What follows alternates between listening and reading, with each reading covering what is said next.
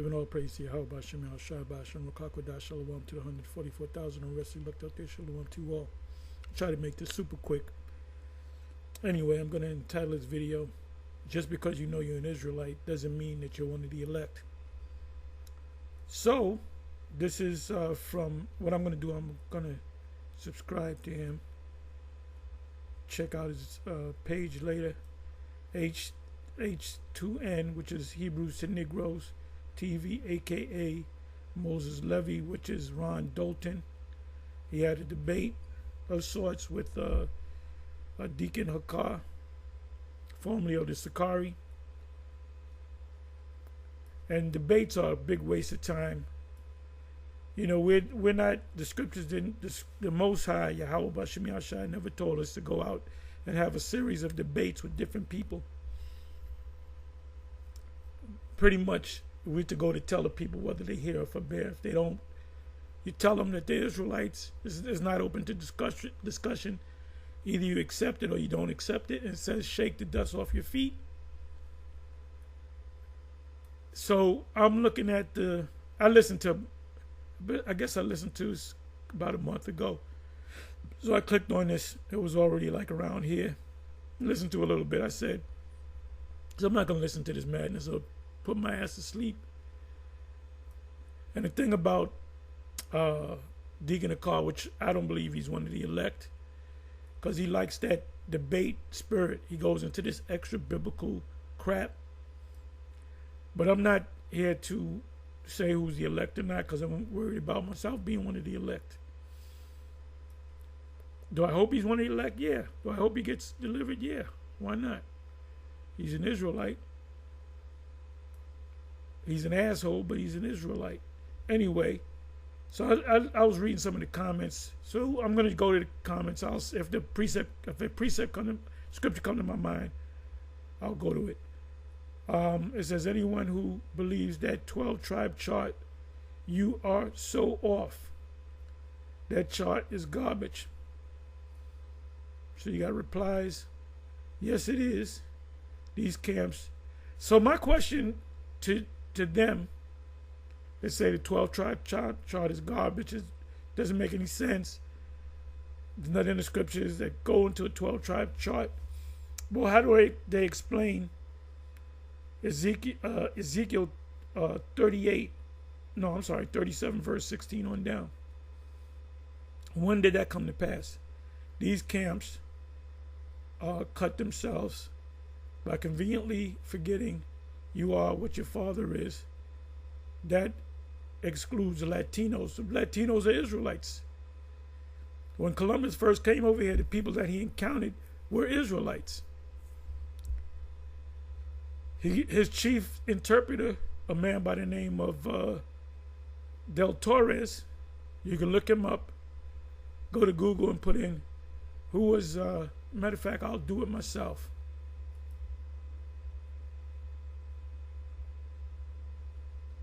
Let's see what comes up.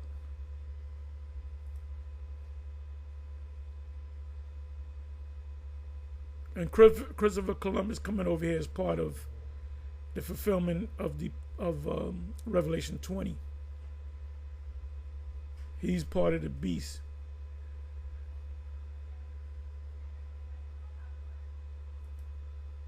What is the name of the chief interpreter? Hold up. What is the name of the chief interpreter of Christopher Columbus?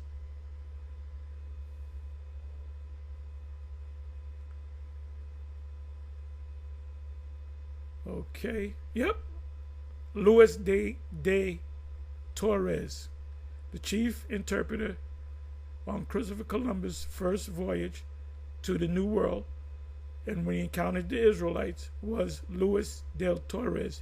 He was a Jewish converso who spoke Aramaic, which is basically Hebrew, Spanish, Portuguese, French, Latin, and some Arabic, Arabic goes into the family, come from the family of Hebrew and Aramaic.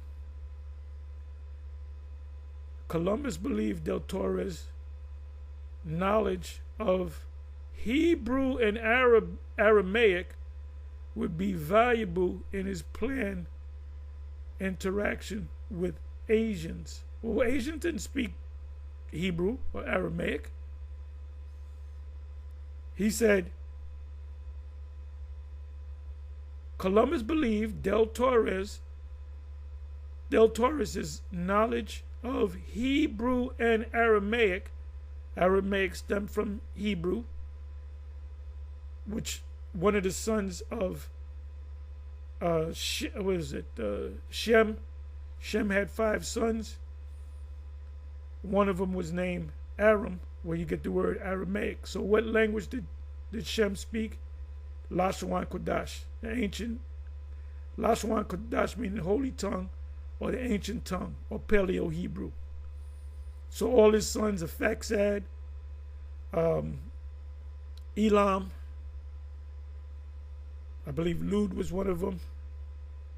Them I haven't gone through that. There's 5 principal sons, and that's in that's found in Genesis 10.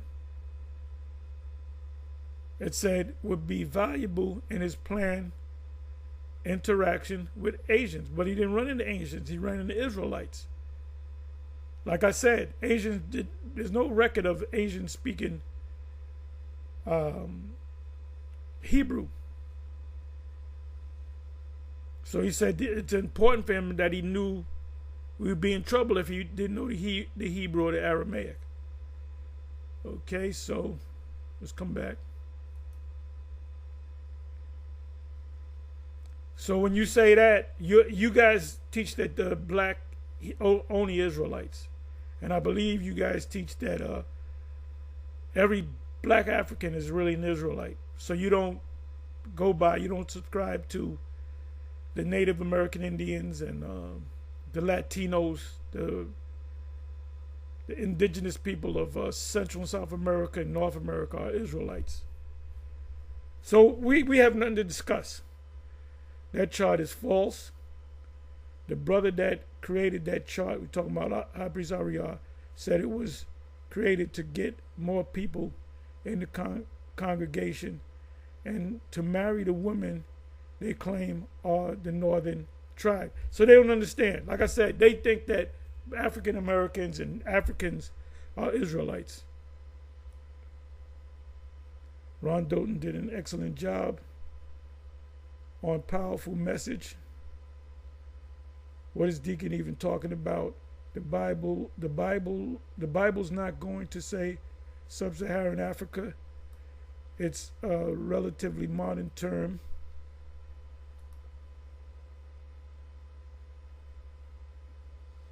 I mean, this is a waste of time even to read this. You run into a Yah Israelite, you just leave the best thing. Hey, a Muslim, leave them alone. They ain't gonna go nowhere with a Muslim. Muslim come up, you try to teach them. If you see they can't get it, let them go. Ron Doughton is on fire. Ron Doughton is a lost soul. He just happens to know he's an Israelite. Great job to the moderator, best. Facts, and more facts. Let the truth be revealed. Biblical prophecy cannot be stopped.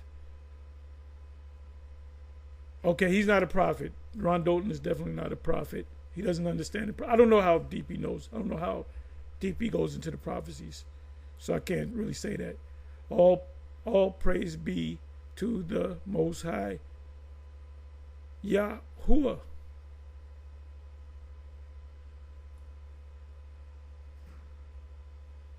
Ron has been given insight to these mysterious events.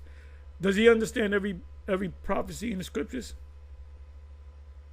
Great debate and well structured. My take is well.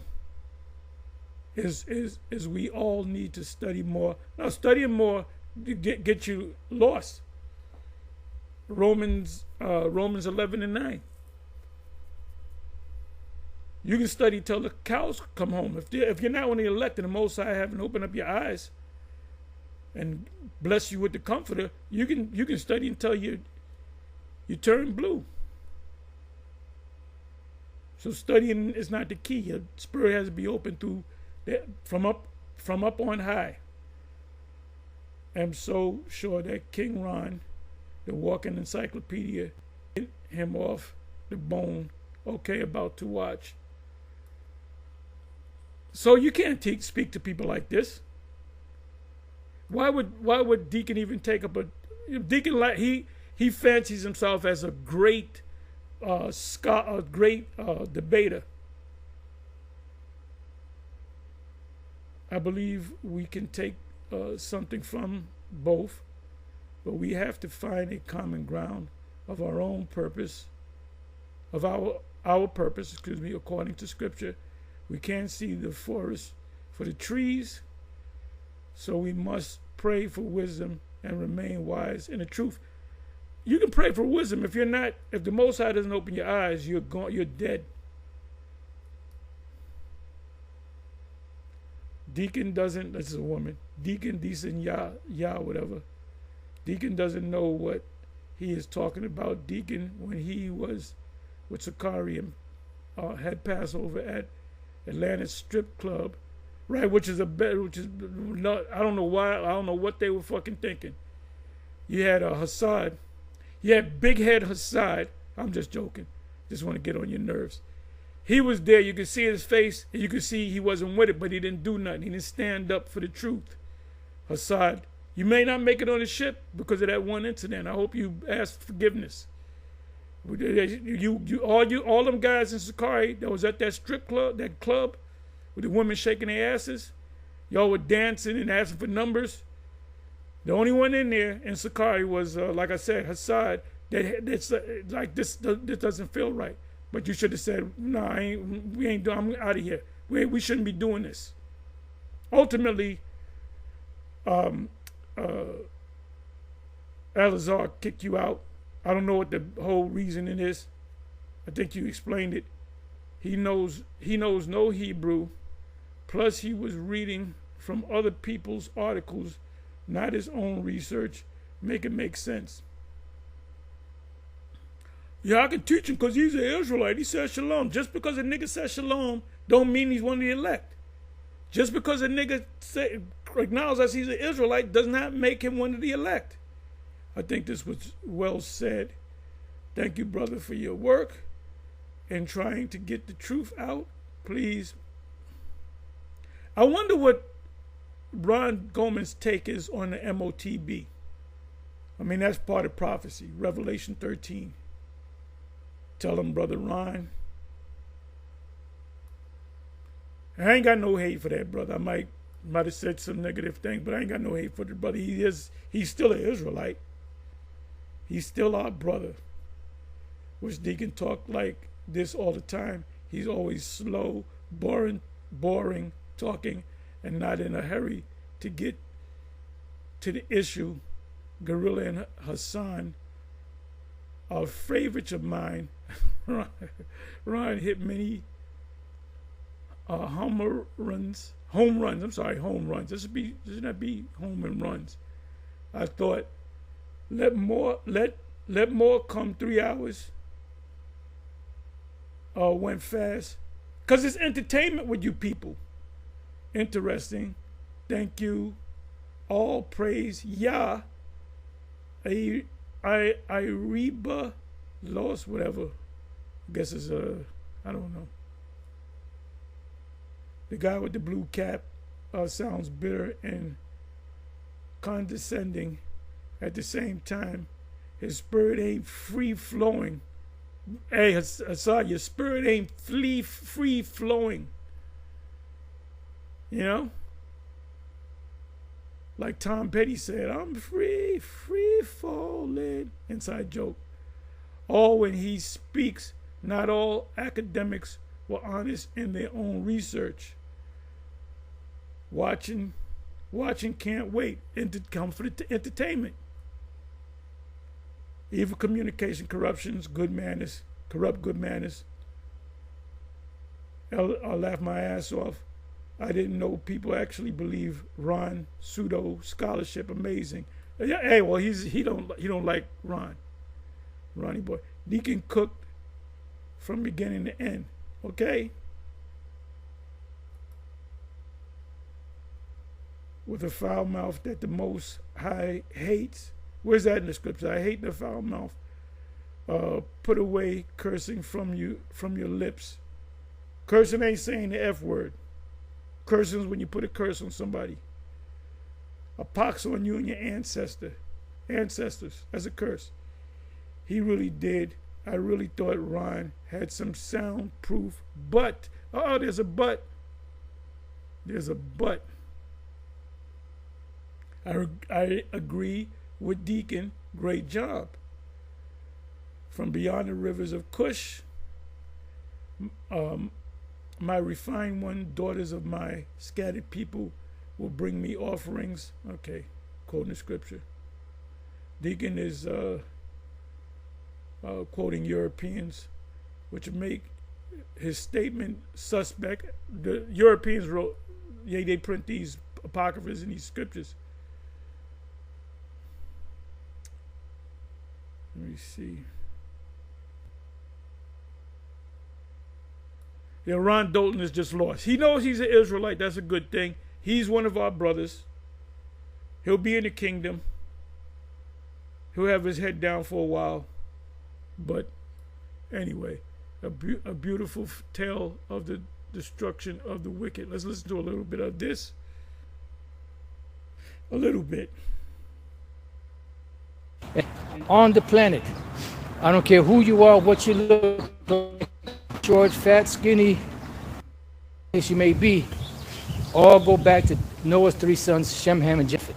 Doesn't matter what nation you identify in this times, what it's called, where you believe your ancestors go back to, what land you're in. Yep. Everybody on the planet Earth goes back to, like the apostle said, and the scriptures say, Shem, Ham, and Japheth. Boom. Okay? So everybody has a biblical nationality. So now you have to find out what's your biblical nationality, because then the scriptures will tell you your present condition and also your future condition. Boom. That's it. So let's go. Whoever this got is Psalm 75:5. Lift not up your horn on high. Mm-hmm. Speak not with a stiff neck. Right. So what is a horn? Horn could be a regular horn. It could be a ram's horn. It could be an animal horn, which is, ram's horns are animal horns. Or it could be represent power. All right. So it says, lift not up your horn on high. Neither what? It says, lift not up your horn on high. Speak not with a stiff neck. Speak not with a stiff neck, because, but read on. It's going to explain it. For promotion cometh neither from the east nor from the west. Speak not with a stiff neck, meaning like you being wise in your own conceit. Nor from the south, but the Most High is the judge. When Bishop Nate and Captain Zariak and others from ISU, PK, and IUIC speak about the chip, they say with a stiff neck, like a stiff upper lip, the saying goes too. Put up down one and set up another. So the only reason why you're going to the only reason why you're going to rule in a society or an empire is because the Most High gave the okay for you to rule. You're next. See, everyone now, that Esau, they see Esau going down, they're plotting and planning against him. I meant to send you this article that a brother sent me. Tanzanian shilling, which is the monetary system in Tanzania, they just cut the U.S. dollar out. They made a blanket, forget what the term was, blanket something, that, all transactions, business-wise or whatever the case may be, are all to be done in the Tanzanian shilling. You can't. They might bring troops over there and make up this leader. He's killing his people. We got to do something about it. Hey, they lose it. Esau. Babylon is losing its power. What does Obadiah 1:7 say? Trade, buy or sell anything in that country with any foreign currencies, just the Tanzanian shilling, So what's that? That's one step closer, to bringing everything, bringing in this digital system, that's gonna encompass the whole entire planet Earth, and what it's also doing is it's, breaking up the U.S. dollar, because really, Yeah, but you know what? That's how can I say? There's really a plan behind that because the people of the Tanzanians, they're gonna get chipped. The Ghanaians, the Ugandans, the Nigerians, the people of Sierra Leone, the what is it? You got Sierra Leone, you got Senegal, you got Kenya, you got North and South Sudan, you got the Arabic world. They're all gonna take that micro C hip. Then this system is gonna go out. Then Babylon's gonna fall. All these money systems are dropping. when you think about it, you think that these nations are really, trying to destroy the dollar, this, that, and the other. This all a ploy. They want to destroy the old system to bring in the new system. That's what it's all about. So the Lord said promotion don't come from the east or the west or the south, but the Most High is the judge. He sets up one, he takes down another. And that's the reason why empires rule. And if I say this, the elites, they want to implode this system, but they want it to be so financially fit that they can actually destroy their own companies and still be wealthy, still have all the wealth, Yeah, that's what John Todd said. So they to be able to sustain, to bring the new system online, which is the MOTB system. That's it. It says, "For the hand of the Lord there is a cup, and the wine is red. It is full of mixture, and poureth out of the same. But the dregs thereof, and all the wicked of the earth shall wring them out and drink." And that's what's going to happen at the end of the world. Because the final analogy of all the empires of the world is total destruction. The total destruction of America, which will bring all of these nations down. Matter of fact, get Luke 21. You can start at 25. The point I think is in 26.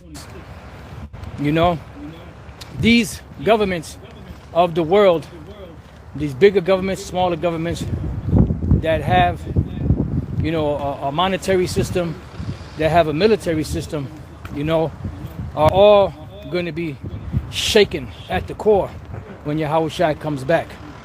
So whenever you got that, brother.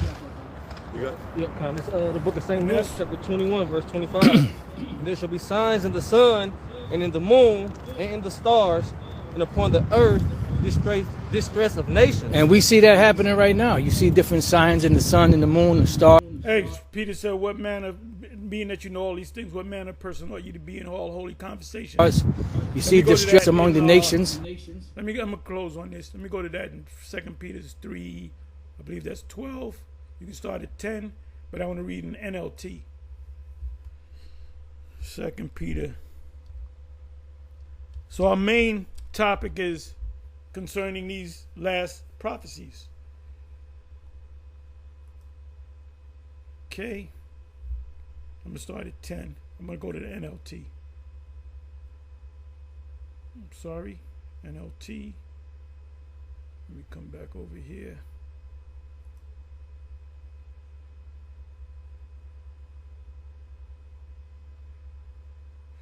What's going on?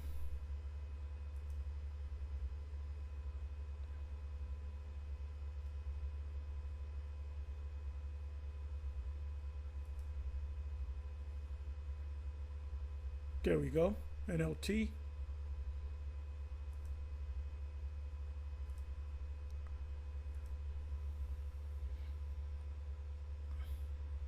Start from the 10 verses, the NLT. But the day of the Lord will come as unexpectedly as a thief.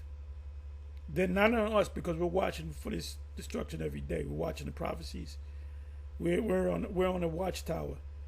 Then the heavens will pass away with a terrible noise. That's the missiles hitting, pelting the earth. The whole earth is going to quake, and the very elements themselves will disappear, will melt in fire. And the earth, and not talking about the whole earth, it's talking about the whole land, Isaiah 13. And everything on it will be found to deserve judgment. That's Babylon. Since everything around us is going to be destroyed, that's talking about this place, like this, what holy and godly lives you should live. That conversate in the King James holy conversation. What manner of person you ought to be in all holy conversation. Being that you know it's going to come, you're supposed to constantly speak about these prophecies in the scriptures. Looking forward to the day of the Most High and hurrying it. So, Alazar made a statement that we could be here for the next 1,000 years, and we jumped on him about it. We made videos about it saying, I don't know what you're talking about. So it says, looking forward to the day of the Most High and hurrying it. In the King James, it says, hasten. On that day, he will set the heavens on fire, because there's going to be fire in the sky. There's going to be a war up in the sky, Revelation 12. And the elements will melt away in the flames. But we are looking forward to the new heaven and new earth.